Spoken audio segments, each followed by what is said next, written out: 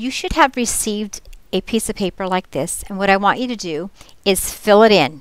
At the very top, please ask the question, what do you know? And I want you to answer it. What do you know about arithmetic sequences?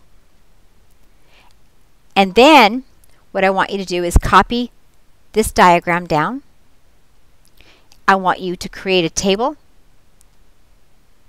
create the graph for this diagram, write the recursive formula, and write the explicit. Okay, this may take a little bit of time, but I want it done, and you can do this in your groups. And then when you're done with that, I do want you to write what you know about geometric sequences, everything you can list about them.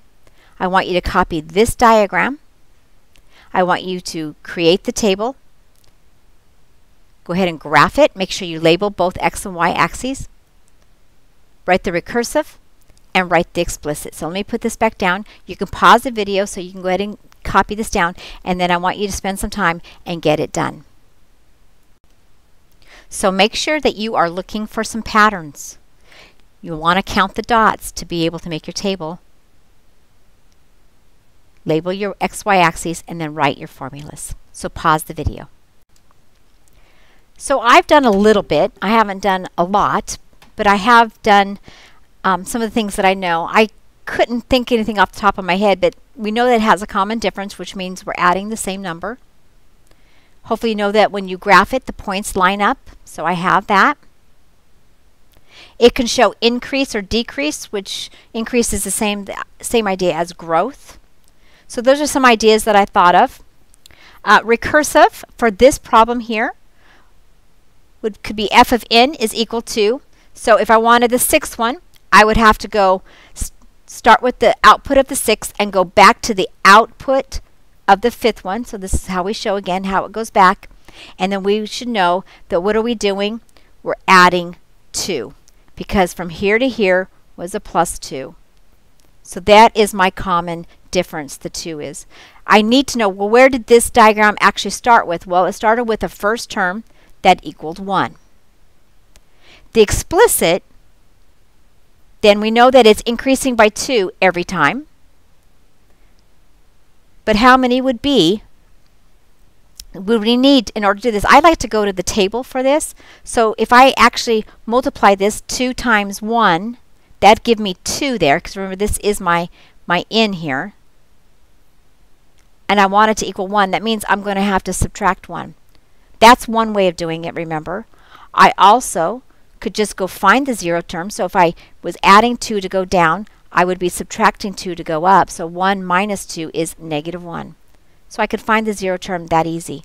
I could also use that point slope idea and write the f of n is equal to, there's my common difference. I have x minus, so I could take this ordered pair, doesn't matter which one.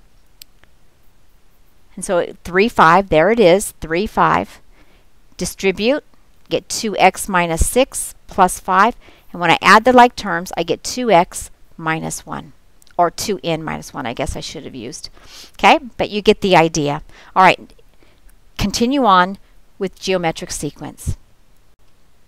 I did think of something else for the arithmetic sequence. Obviously, it has a constant rate of change, which is our common difference, but I wanted to clarify that. Okay, so what do we know about geometric sequences? Well, we know that there's a common ratio. We're multiplying by the same number. Hopefully you know that the graph is curved. The growth may be slow at the beginning, but it speeds up rapidly. We've seen that in several tasks. You should see here on this one that our common ratio is 3. Remember, we can find that out. So if we go ahead and divide, take 3 and divide it by 1, we get 3. So we know that that is my ratio, even though the numbers are easy to look at. So my recursive then would be f of n is equal to the f of n minus 1. And then we're multiplying by 3. So where did this whole diagram start off with? It started off with the first one being only 1 dot.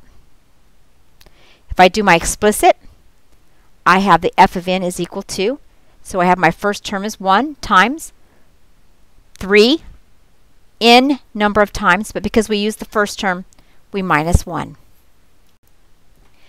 But if you wanted to use the 0 term, you first had to go find it. So if we're multiplying by 3 down, we would have to divide by 3 to go back up. So 1 divided by 3 is 1/3. And I know some of you probably went and did that. So if I were to come over here now and write my explicit, I could use my zero term, which is 1/3 times my ratio still. I'm still multiplying by 3 every time, but now I just need the in. So either one of those are correct.